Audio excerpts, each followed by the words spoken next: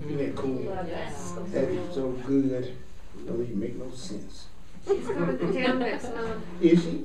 So I'd like for you to take a moment to look around the room and just make as much eye contact as you can with everybody that's in here. The unthinkable. The thing that people hate to do. Because they come to a oneness class to ignore each other. I'm just here to ignore you in peace. I'm here to learn my spiritual lesson on how to overlook everybody and feel perfectly okay about it. I didn't know you were going to actually make me interact. You know. Yeah, I am. And I'd like to ask you to also do the same thing with me. Just look at me right now and remind yourself that I am a person just like you.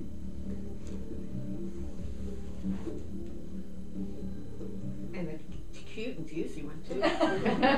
Thank you for your correct perception of me. I'm always glad when people see me the way I really am, because there were years when I didn't believe that about myself, and so everybody witnessed back to me exactly what I thought about myself. So when I didn't love myself, I attracted people who made me feel like crap, who would just absolutely give me a chance to witness and validate my perception of myself. So everybody that's treating you like crap right now, you should be very grateful to them, because they are giving you exactly what you think you deserve based on the way you see yourself.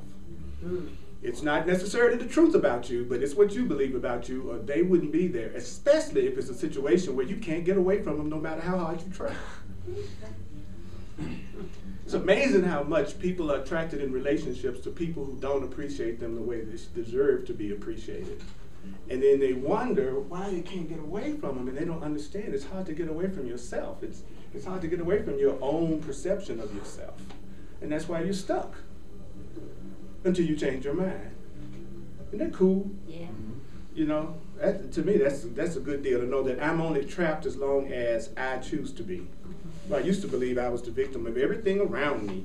And everybody was doing it to me. And of course, all of my problems were because I'm black. Have you noticed? Some people tell me they never noticed, and I always say, are you blind? Tell me, what's your problem? I never noticed you were black. Well, you got a serious eye problem. You need to get that checked out. Yeah. You know, if you don't hear another thing that's said through me today, Spirit has told me to say this, and once I say this, my job is done, and the rest of it is just play. The first step in awakening is to allow your mind this axiom of truth. Nothing that you experience is caused by anything outside of you.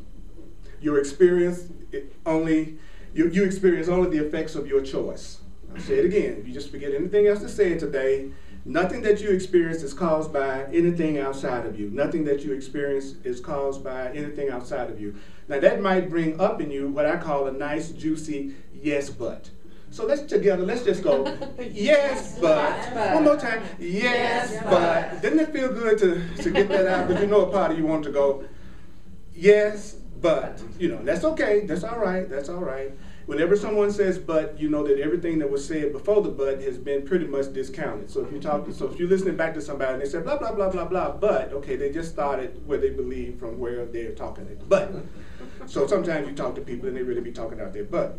Okay, now, the lesson that I'm going to do today is in the Course in Miracles workbook. I'm going to finish up that lesson 71. It's called Only God's Plan for Salvation Will Work. I'm going to give you the modern language translation of that, because I'd love to go through the course and look at the definitions that it gives for the terms that it uses. And my favorite term for God will be the Creator. That's one of the definitions from the course, is the Creator. So I'm going to say the Creator. And the course says salvation is nothing but right-mindedness, which is funny. Like, your salvation is your right-mindedness. It's when your perception is correct, that's when you're saved. It's how you're seeing things that will save you. Does that make sense to everybody? Oh. It's how you're perceiving that will save your peace, right? So last week in the last episode, we were told that we may not realize, but there's a part of us that has a plan for our happiness that's exactly opposite to God's. That there's a part of us that has a plan for happiness that's just the opposite of love. And that we believe in this plan that's the opposite of love, And we actually believe, and I said we, I'm just saying what the Court says. It says we actually believe that really to accept God's plan or to accept the truth is to be damned. That if I do what the truth asks me to do, I'm actually going to lose instead of gain. That if I do what God tells me to do, it means I'm not going to get a chance to go to Hawaii and surf. Or I'm not going to get a chance to get that car I want. Or heaven knows I'm not going to get a chance to have that incredible love and affection that I'd like to experience in my life, because I learned to believe that what God wanted for me was pretty much the opposite of what it was I wanted to do. That what I wanted to do was basically bad, and then everything that God wanted me to do was some opposite to that. Anybody else relate to what I'm saying? Like if you grew up, especially in a religious environment, you had all these things that God was saying was okay for you to do, and most of them, that the stuff that was okay, frankly, to me, they sounded really boring. I just didn't exactly get off on the idea of sitting around strumming a harp for eternity. I wanted to hear some funk, Anyway, so for those funk, what is that? Funk. I haven't heard of funk before. I want to have fun. I want to have joy. I want to enjoy my life. I want to love all of you, but I don't want to have a dull time in the process. Anybody else? I want to be a sweet, loving person, but some people call spiritual to me, for me, it's kind of boring. They're innocent, but for me, I just, you're not going to catch me sitting in the cave contemplating my navel. It's just not me. But you might find me doing it in the middle of a rock concert. So I want to tell you that, the way that you've chosen to experience yourself is neutral. The way that you've chosen to enjoy yourself in your life is neutral. The only thing that matters is whether you're using the thing you do to bring you peace or whether you're using the thing you do to bring you conflict. That's the only thing that really matters. That's the only thing that really counts. Whatever your life is right now, however your life is right now, are you using that life that you're having right now to bring you some joy? Are you using that life you have right now to keep yourself complaining all the time and upset about something? The event is neutral. You're the one that's not. So you can't blame nobody. The same person that makes you miserable would be the same person that'll be getting a testimonial next week. And you'll feel resentment because you think they don't deserve it. But that you just got from them what you asked for. Ooh, that's deep. That's true because you've seen some people in your life do that. You find that you could have a challenge with them and you see other people are completely happy with them. It's the same person. Why? The only difference is one person is asking for one type of experience of that person and the other person is asking for another type of experience of that person. That's it. It's really that simple. I know it seems like it'll be more difficult than that because if you want to be a victim, you're going to make it seem like they're doing it to you in spite of what you want. But that's the way you keep the pattern going, is never taking any responsibility for your own feelings. That will make sure the pattern stays. So if you want to keep a pattern, keep on saying you have nothing to do with it. And you can have it. Thank you very much. Doesn't that make everybody feel good? No. I don't care. I've given up on making people feel good. My relationships got a lot better after that. It's so tiresome trying to make everybody feel good. Why don't y'all just stop? I give everybody permission. For the next week, don't try to make anybody happy. Don't try to make anybody feel good. How about that? Could you pull that off? Most of them think you're already off.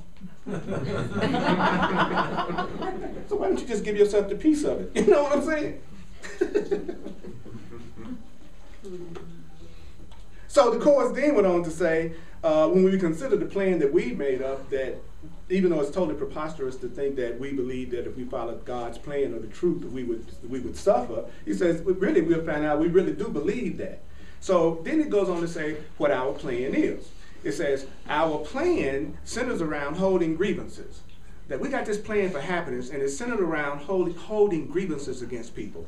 And it says, let me tell you what a grievance is, because most people don't really know what a grievance is. A grievance is you maintaining that if someone else spoke or acted differently, if some external situation or circumstance were changed, then you would be happy.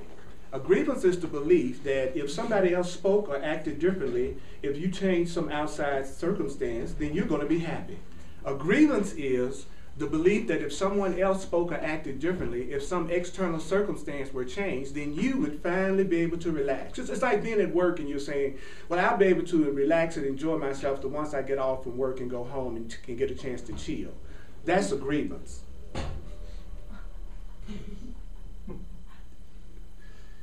Because you're saying that if something outside of yourself changed, then you would be happy. That's you saying that you couldn't have joy on your job. Something's wrong with it. Doesn't mean you're guilty. It just means that's a grievance. So is everybody clear about what a grievance is? It's maintaining. How many of you just in the last 24 hours have maintained that if something were different, you'd be happier? Oh, yeah. Okay, anybody? Don't mind admitting it. Even if you didn't raise your hand, we know you did. Okay, so it doesn't make any difference whether you raised your hand or not. If you're that enlightened, you wouldn't be sitting here with us. So we know that you're just like us. Sorry. It's just the law of attraction will save you from somebody putting you down every minute, you know. They going off on you, telling you what's wrong with you, what should be changed. And I remember saying this to people. What you doing with me? If everything about me is so unacceptable and doesn't bring you into peace, why are you here? Have you ever done that? Like, if I'm this pitiful, why are you? If I'm this different from you, you this good and I'm this bad, why are you around me then? Questions will stop people in their track, because then they got to think, well, why am I with you? You know, that's a good question. I'm glad you finally asked me that question. Why are you with me? Okay, that's good, man, I'm telling you. Then it goes on to say that basically you're talking about a declaration and an assertion that you believe that says if this were different, I would be saved. If this were different, I would be saved. So it's saying the change of mind necessary for salvation, which is the change of mind necessary for your peace, is thus demanded of everyone and everything except you. Everybody's got to change but me. Everybody's got to change but me. Everybody's got to change but me. Have you ever broke up with somebody in a relationship and you noticed that the only problem was what they were doing? You were just the nicest, the best person they could have ever been. You were the most perfect partner and mate, and you just can't understand for the life of you why they could possibly not have been peace and harmony because you were so good. Now, they had a problem, but you were so good. Don't look at me like I'm talking strange stuff, y'all. Don't look at me. What are you talking about? I am Christ. Oh. I am the most spiritual person that ever lived. You know, you are the most spiritual person that's ever lived. Think about that. We all are. That's just like saying the tiger's the most tiger that ever lived. Of course he's the most tiger that's ever lived. Okay. So if you really want to make sure that you're using the plan that doesn't work, what would you say to yourself? The change of mind is necessary in this situation. It's being demanded. The word is demanded of everybody except me. Not just ask. I'm demanding that you change.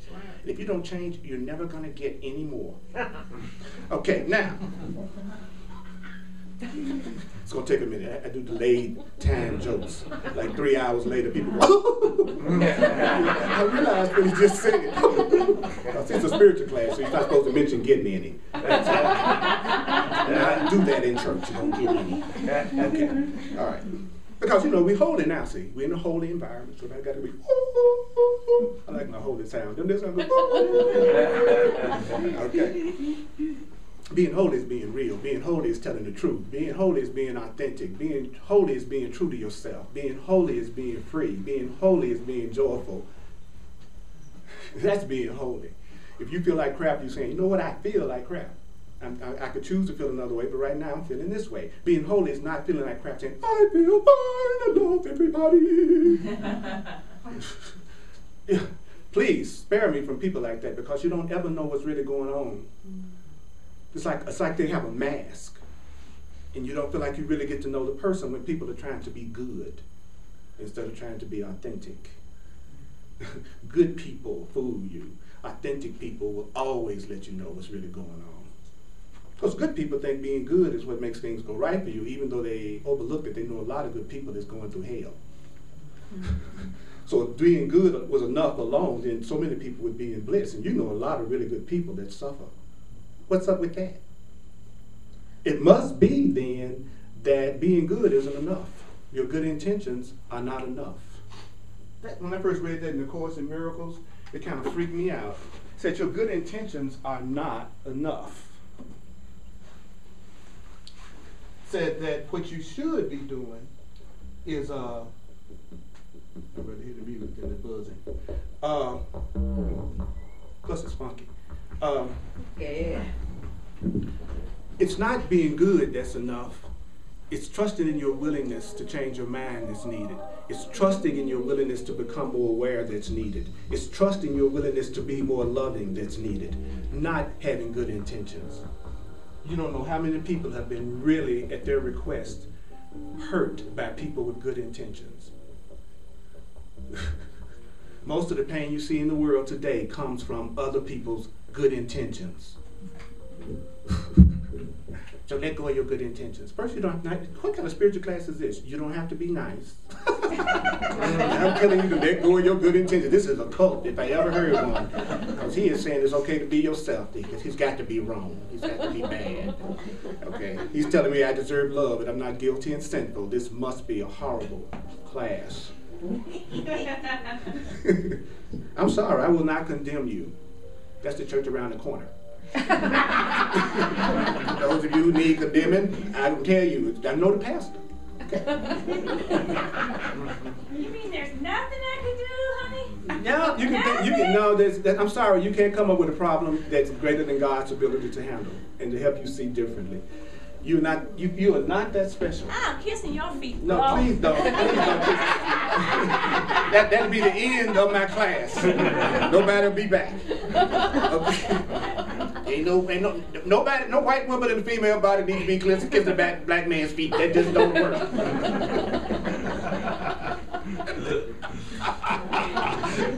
So those of you who think you are white or black, it's hard for you to relate to my humor. Okay. Those who know we're spiritual beings, it's all funny. But to those who really think we are these bodies, it's like, what are you talking about? Okay. And I go slow like this because we're not giving people a whole lot of stuff to forget.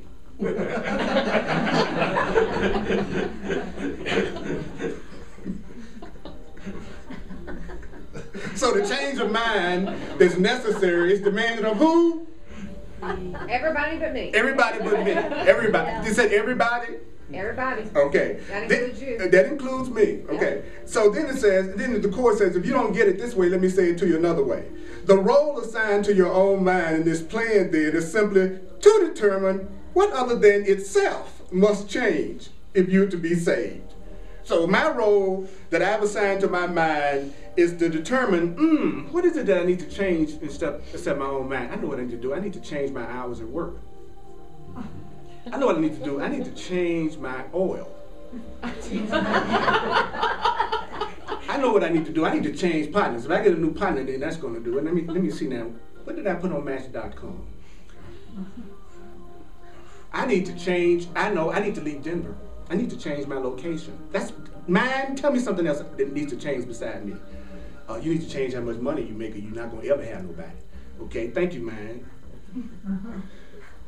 Your man, change your underwear. Everybody know that's the secret of happiness.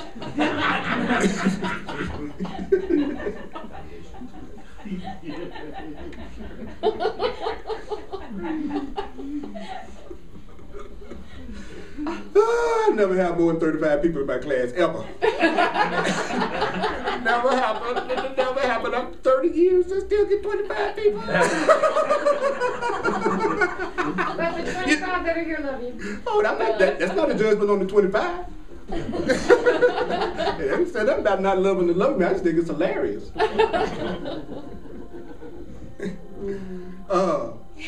If I was taken care of by the number of people that came to my class, then I'd be worried. If I didn't realize at some level of being sustained by the love of God, I would be worried. If I didn't believe I was fulfilling my function as a child of God for that which I was born for, I would be worried. But since through the Course in Miracles I've learned how to listen to the voice of God inside of myself, I'm constantly told what to do every hour of the day. And when I do it, my day goes smoothly. When I don't, it doesn't. It's just that simple. But I had to learn from the Course in Miracles how to tell the difference between when I was listening to the voice I made up and when I was listening to the voice of Spirit, because they sound like my voice. Both voices sound like my voice. The only difference between the two voices is what they're saying.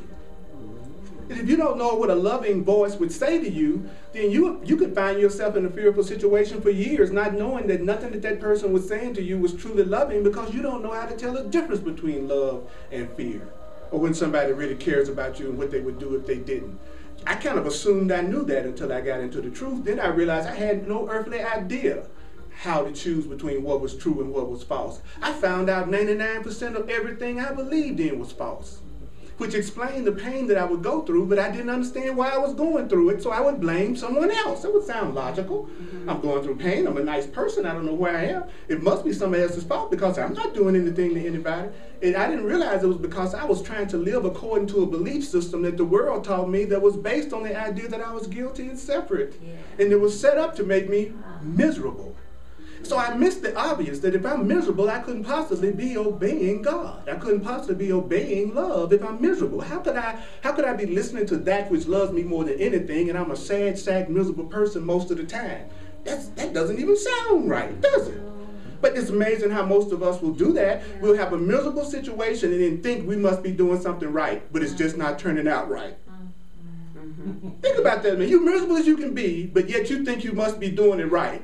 So if you don't want to take responsibility that you're the one that's maybe doing it incorrectly, then the Course says, then what you're going to do is you're going to project out that if this person spoke or acted differently, if this circumstance was different, then I'd be happy in this situation. Then you blame everybody else for what you're going through, build a bunch of grievances up, and that creates even more problems and separation and fear. And so it becomes like this endless spiral of hell that you can stop today. That's what's so cool about it. Do you know it could end today? All your unhappiness could end today? No, it won't. I got to get my college degree. What?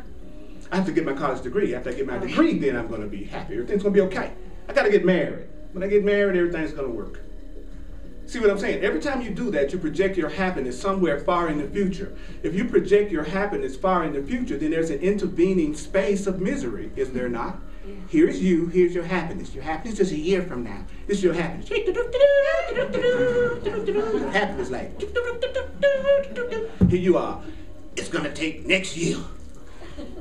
When I do this thing next year, so what's this period in between? Misery. Misery. It's the period where you think you don't have what you want. It's the period you think you're struggling for. I love you too much to want happiness in your future. Yeah. I want your happiness to be experienced by you now. That's who I'm siding with. Forget this happiness in the future crap. I'm over it. I don't even know if I'm going to be around. I always think about the lesson my sister made this year when she made her transition in a house fire. That girl went to sleep that night just like you do any other night. Just positive she was getting up the next day to do whatever she was going to do tomorrow. Just like us. Living in the future, folk. But she didn't know she was going to a greater happiness. You see my point? Focusing on the future all the time is just a way to keep yourself from enjoying yourself right now because you don't think you deserve to. And people who don't think they deserve to be happy right now have a lot of future plans.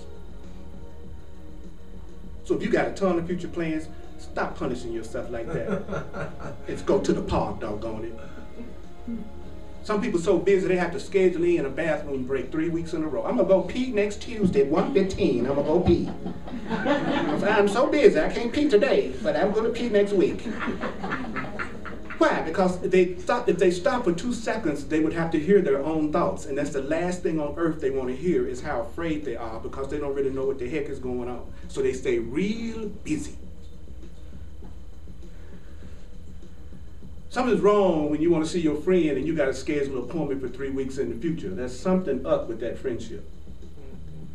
You can't be spontaneous at all. There's no such thing as them calling you up and saying, let's go to the movie tonight. Because you're busy. And you might be, and you're innocent if you are. But you want to give some thought to maybe, just maybe, being present. Any questions about what I've said so far before I continue on? Oh, I'm shocked. Chris. Yay, Chris. Yay, Chris. Because Chris asked what everybody thinks but dare not say. Come on. Please speak for the entire class. I've decided Chris speaks for the entire class. Since nobody else asks questions but Chris, I assume Chris is the only one who is the spokesperson for the entire. He's the union leader. He's the union leader. Yes, Chris, what is the question that we all need to hear? I just wanted to make a comment because, you know, it's interesting that you talk about busyness because I'm at the point in my life right now where I'm not busy, and I envy the people that are busy, because I tell myself, well, if I was just busy, you know, then I would be productive, and I would be making something of my life, and I would be accomplishing what God wants me to accomplish. Yes. Thank you. It's just a comment. Right. Okay. Anybody relate to what Chris just said? You're guilty if you're busy. You're guilty if you're doing nothing. Okay. If you dare just to veg out, and even though spiritual people will not admit to watching television, I would like to say, even if those of you who do watch TV occasionally, even though no spiritual people like to admit to it, I'm just going off. If we don't laugh at ourselves, we're going to be stuck forever. Okay. Not only do I watch TV, I watch the evening news. That's a mistake. Not for me, because I know that I haven't got the correct perception of the fact that God is in control of everything until I can look at everything on the news and don't feel any emotional reaction other than compassion and the desire to pray. As long as I'm avoiding it, then I'm giving power to it because I think it's so bad it could affect me. But it's okay if you don't want to watch it. I'm not saying that you should, but I'm asking you, why is it that you don't watch it? Are you not watching it out of fear? Are you not watching it because you just don't want to watch it? Are you not watching it because if you happen to see it, you know you're going to get all upset? Or are you not watching it because you know it doesn't mean anything and God's in control? Just why are you not watching it? That's the question I have to ask you. Okay. Right. There's no wrong, and there's no you're too busy. That's funny when you think about it. Okay. I know I'm busy too. That's right. A question. Yes. So if you have a situation like, say, a serious illness with a member of your family, and we'll equate that to watching the evening news and not being upset by it. I find those things different, though. I mean, how do you not be upset by a personal connection with someone that is going through a lot of... The way that you not... There are two ways to look at that. Number one, all of your feelings are okay to have. So it's perfectly okay to feel whatever you feel about that, be it any form of grief or any form of sadness or any form of feeling that you want to have. The way that you empower yourself with the feeling is to feel innocent about having it. The way you empower yourself through any feeling is to feel okay about having it and knowing that's just part of the human condition, that sometimes you choose to have those feelings, okay? But as you begin to recognize your spiritual identity, and you begin to recognize that God is real, and you begin to recognize that life is eternal, and you begin to recognize that love is the only thing that creates anything, then from that perspective, you would not have the emotional reaction that you would have if you were a person who didn't believe in a higher power and you thought you were on your own and you was just a body and that person was just a victim of everything. That's the difference in the reaction, is what you believe you are, and therefore what you believe they are. So if I believed it, I could look at my sister's transition through the eyes of being her brother, and I could cry and I could feel all my feelings and emotions about that. And then I could want to feel a lot better by then looking at it through the eyes of spirit and understanding that she's an infinite being who still exists, who dropped her body that was her means of communicating and learning in the physical plane while she was here, and she's now in an unlimited state in total joy. I could look at it that way also. In both cases, my sister is not here in the physical plane. One way of looking at it inspires and creates love and peace and connection. The other way of looking at it is still just as innocent, but it makes you forget a lot about your own eternal nature and who you really are. But you make it okay to spill all your feelings. Is that cool? You know, it's like, and also one of the good things about watching stuff that appear to be tragedies on the news, it gives you an opportunity to practice looking at things another way with people that you don't usually have a personal connection to, so that by the time something happens with somebody that you do have a personal connection to, you're able to already have trained and worked that muscle about better ways to look at it.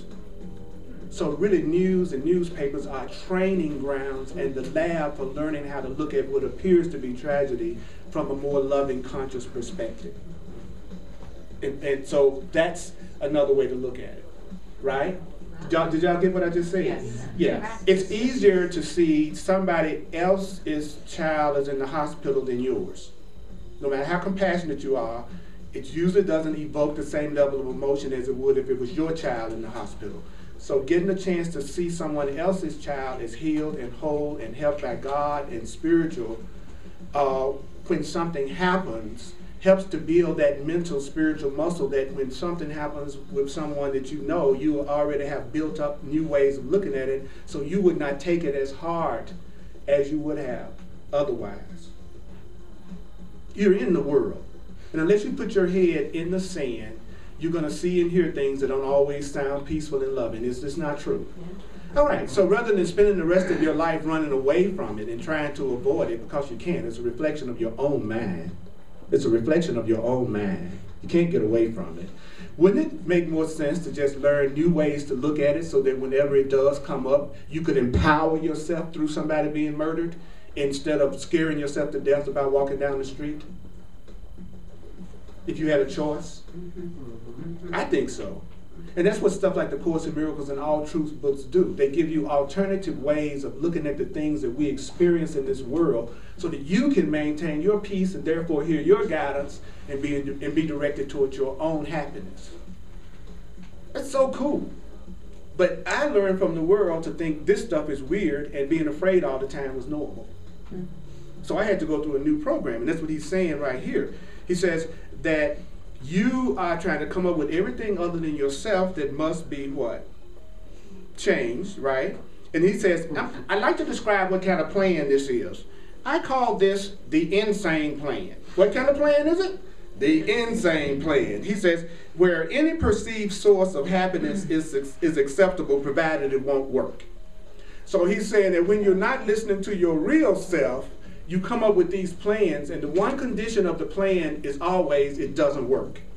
So a person that does not love themselves the way they should yet, they constantly make plans that don't work. Wow. People who don't love themselves enough yet and know the truth about themselves enough yet always come up with plans for their happiness that don't work. And then it told us what that plan is. What was that plan? Everything outside of you changes but you. Right, everything outside of me changes but me, and when everything outside of me changes but me, then I'm going to be happy. So it says that this ensures that the fruitless search will continue. Of course, I'm going to continue to search if I never find what I'm looking for. So people who want to do fruitless, endless searches, they're going to always ask for what they never received so they can keep on searching. Searching. That was a blip in my matrix. See, y'all think of an actual person, I'm a robot. You gotta be, that makes sense, now I understand it. I knew he wasn't human. Thank God we have the internet, we can search a lot. Absolutely. You see what I'm saying? Fruitless search is me always saying everything outside of me has to change in order for me to be happy. Does that mean that you stay in situations no matter what, even if it's miserable? No. It just means don't fool yourself into thinking that the reason why you're miserable is because of that thing, even as you change it. Because when you change it sometimes on the outside, it temporarily gives you a fresh moment where you can try to look at things differently. You know what I'm saying? Yeah, if you change partners, it's the partner that you just changed to, you're going to also learn the same lesson through them as you did through the other one, because ultimately it's you that's responsible for your happiness, right? But just for a while, pretending that somebody new that you don't have any grievances toward helps you just go ahead and put some good love out right from the very beginning. Don't you see the difference? The difference is you think this is a fresh canvas. And this painting over here, this canvas right here, has been destroyed. So now you need a fresh canvas. And that's called the new person I'm into. Oh, baby, you buy fresh canvas. Oh, no. Can I be your painter tonight?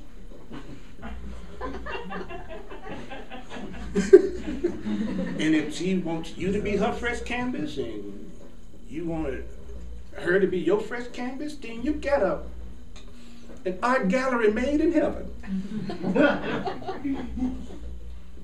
Makes sense, doesn't it?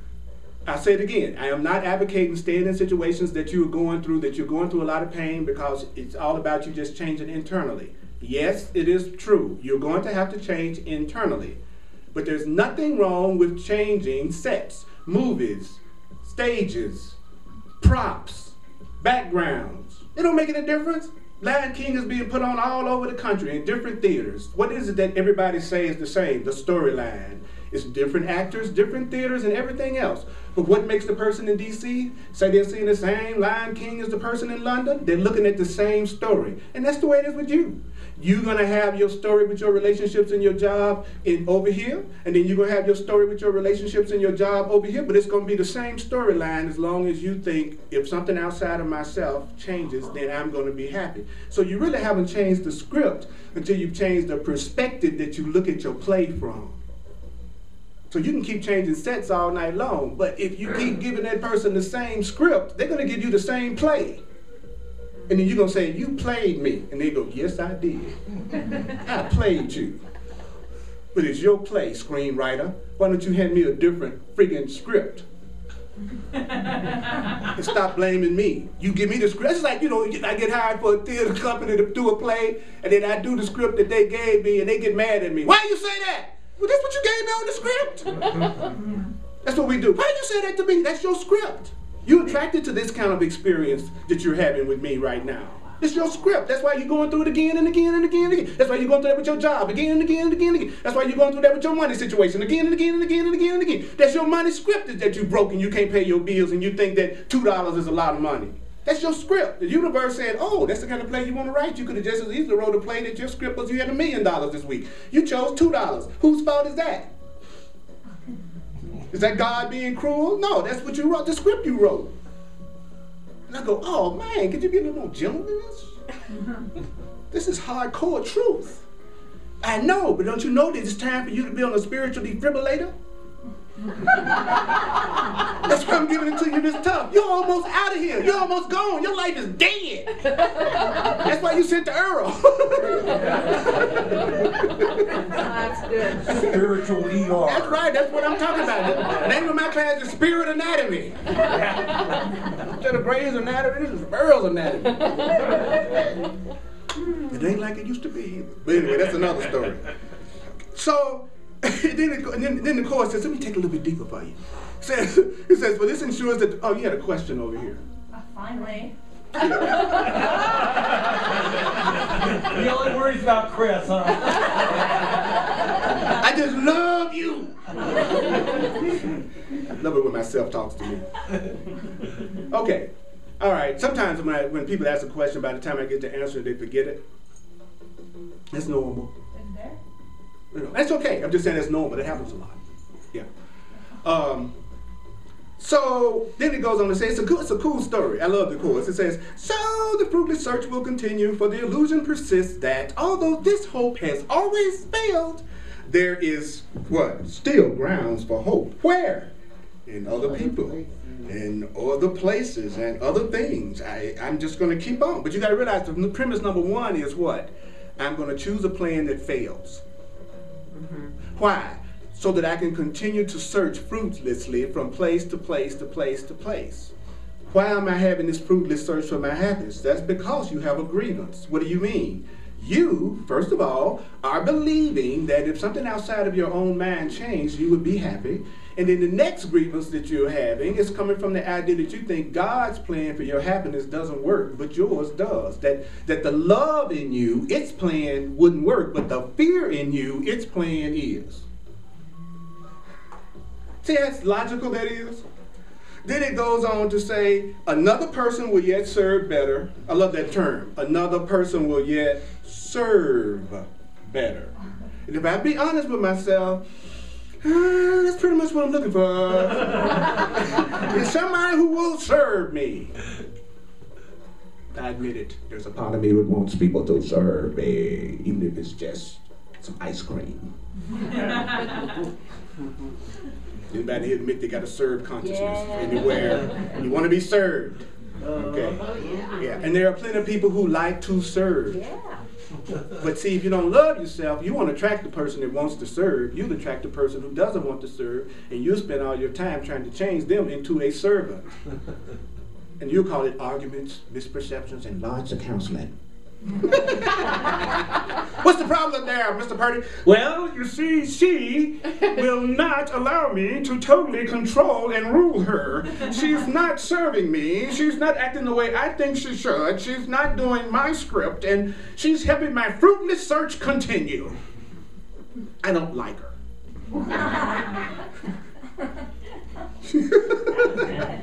truth. You know, y'all. That's why people get quiet. That's when you know you're pegging them. Right when the casket, it was funny, now I want to leave.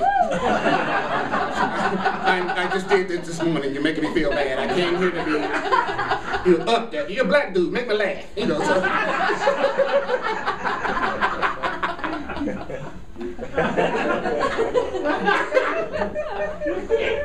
Mercy. I love light classes like mine. Any questions about that? Comments? Those of you who see some truth in something you have heard at some point, sometime, raise your hand.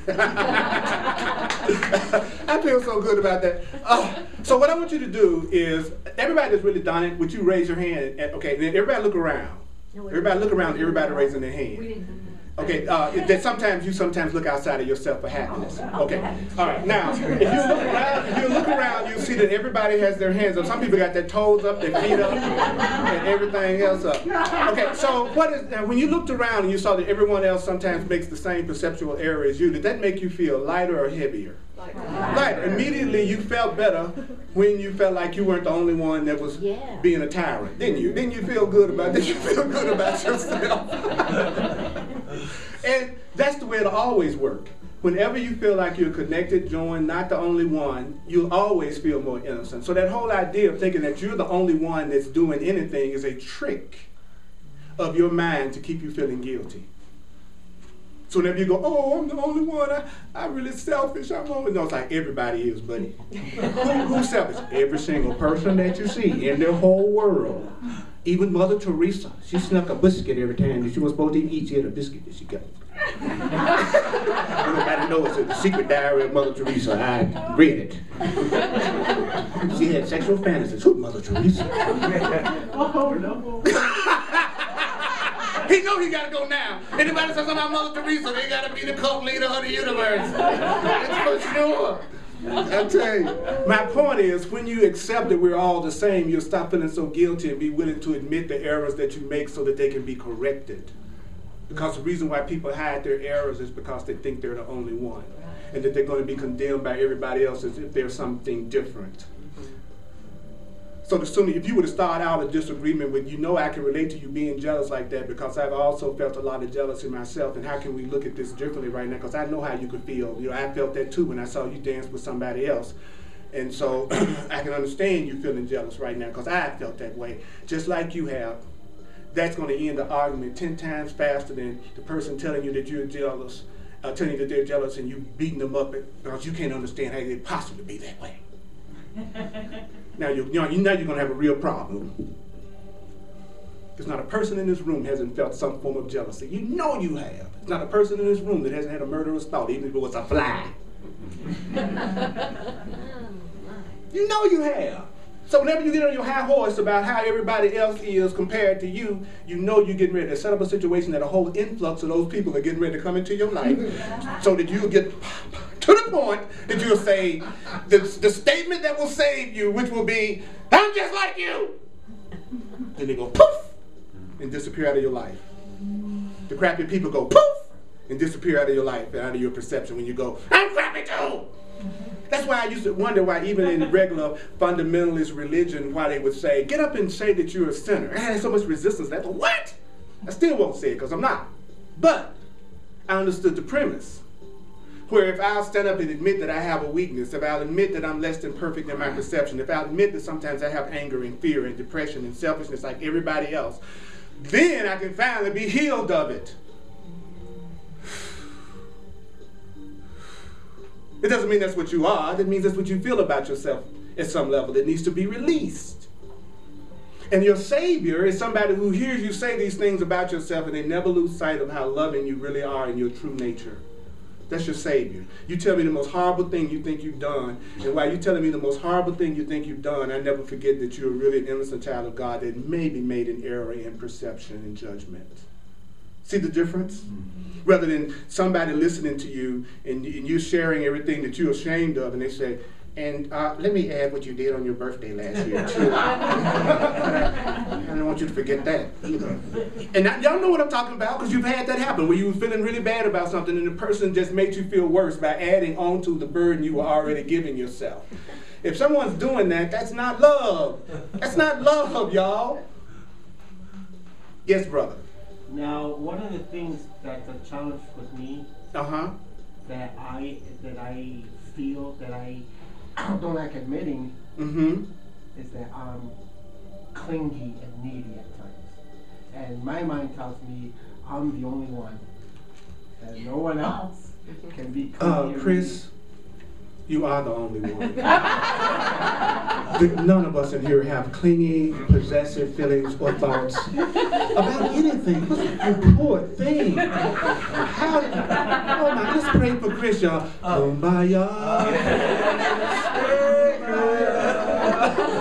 Now, Chris, watch you feel innocent. Everybody in the room that's ever felt clingy or possessive at any level, would you please raise your hand? Chris, I'm sorry, you're no longer special in your clingy and possessiveness. You're innocent. You're innocent.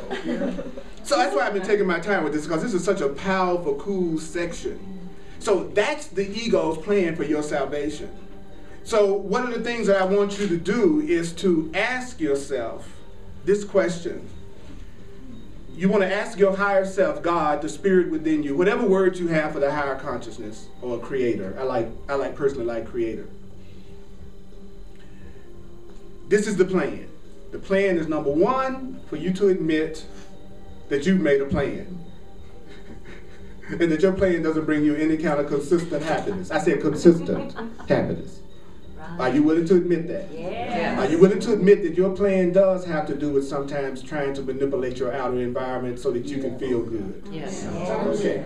Would you admit that you seem to be in some areas of your life on a fruitless search? that there's something you've been trying to get, but it just seems like you haven't really gotten it like you want to get. Okay, so the plan is for you to escape from this is, first of all, to tell yourself only the plan of love will work. Only the plan of our Creator will work. Only the plan of love will work. Only the plan of God will work. The plan of that which created me and loves me. That's the only plan that's going to work. The plan of the infinite intelligence that created me and loves me. Don't forget that. It created me and loves me is going to work. And that Creator is within you. Not outside. Not located right past Venus. Right inside of you. And admit to yourself that God's plan for you will work. All your other plans won't. The true plan for me will work, all the other plans won't. The true plan will work, all the other plans won't. God's plan for my happiness and peace will work. And it'll be something you enjoy. It's not like you're going to be receiving something that doesn't include fulfillment. It'll be total fulfillment. Total fulfillment. That plan will work. And part 2 says what? Others won't. It's a real complicated class, isn't it? God's plan will work. The stuff I've come up with won't. How do I know? It never has. How do you know? You've never gotten anything that made you not want something else. You've never gotten anything that after a while you didn't go, I think I'm ready for something else.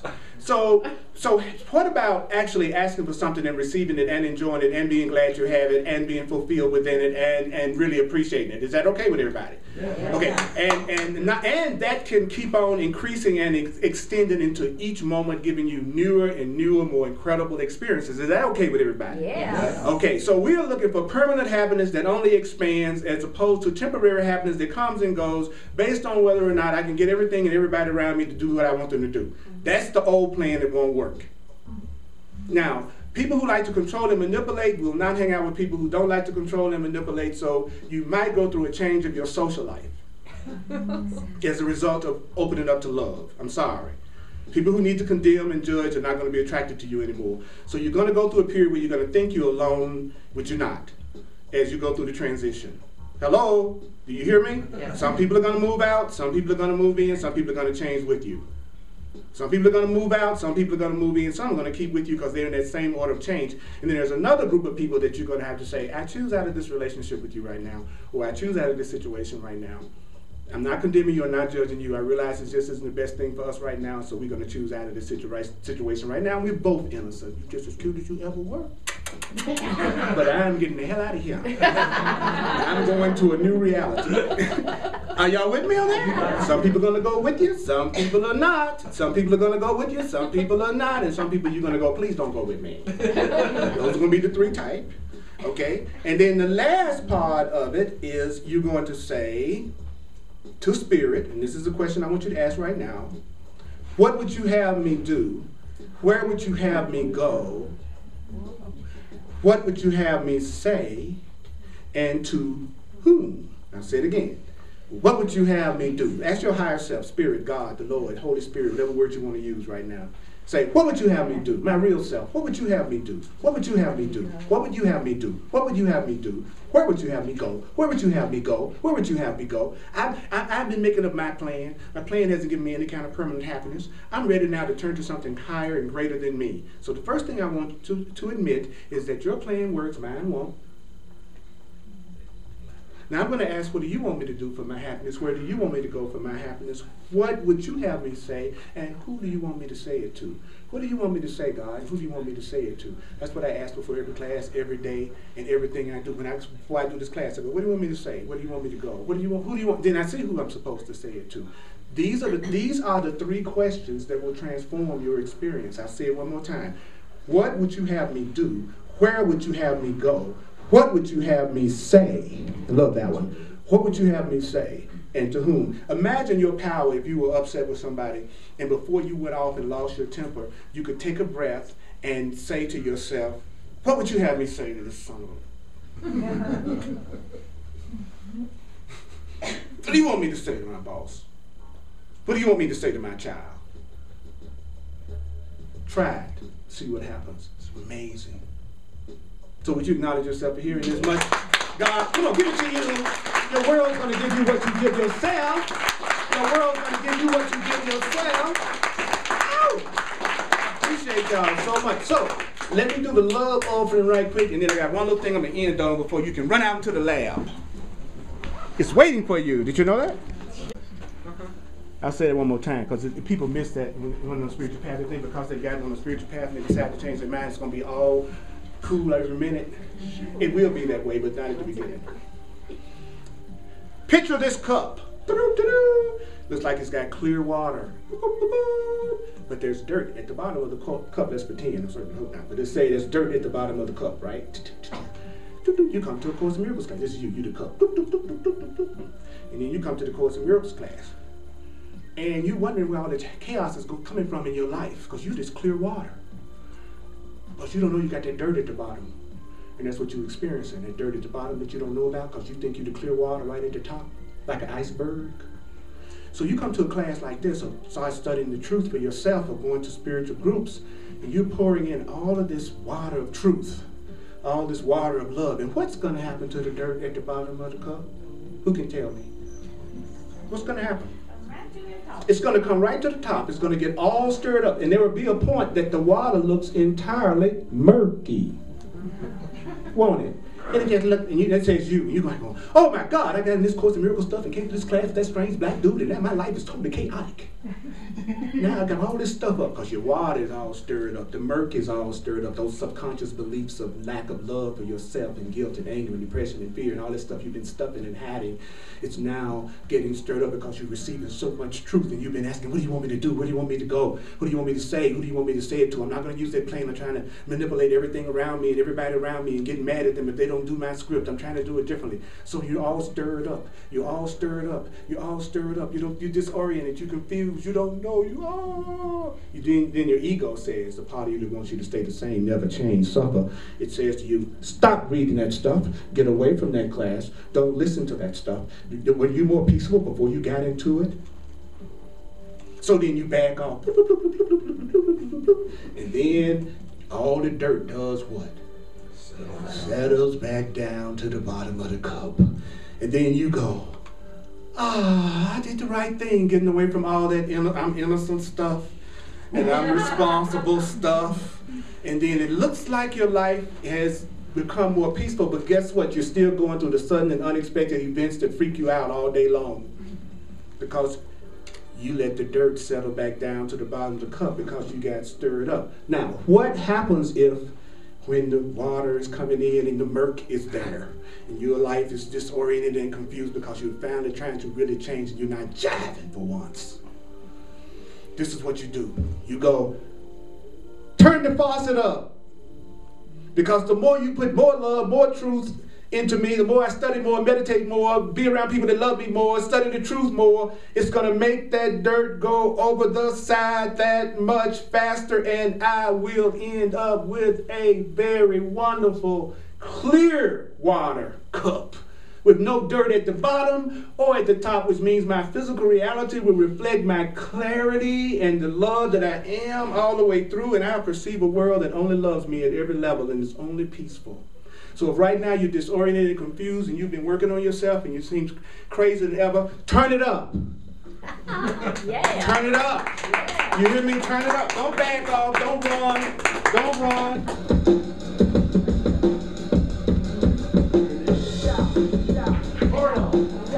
Here we go. Here we go. Here we go. Go. What would you have me do?